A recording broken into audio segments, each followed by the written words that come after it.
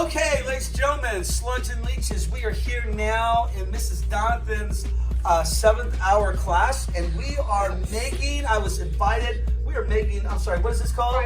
Fried bread.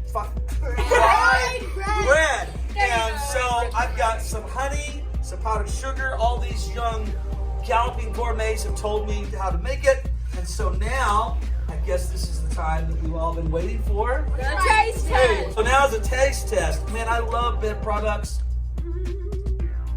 It's bitter. That's good. It's bitter. Thank you. Let's go deliver these to some teachers. Okay, let's go.